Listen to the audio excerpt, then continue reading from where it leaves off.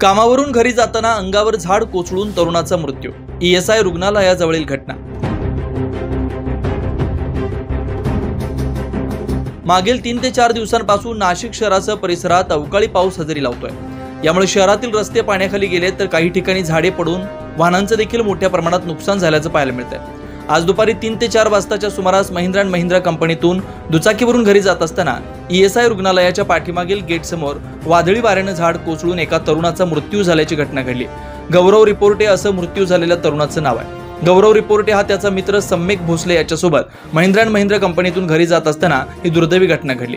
यावेळी स्थानिक नागरिकांनी त्यांना तात्काळ नाशिकच्या जिल्हा रुग्णालयात उपचारासाठी दाखल केलं, मात्र उपचारादरम्यान डॉक्टरांनी गौरवचा मृत्यू झाला असल्याचं सांगितलं। सदर घटनेची माहिती अग्निशमन दलाला समजताच त्यांनी तात्काळ घटनास्थळी जाऊन वाहतुकीस मोकळा करून दिले।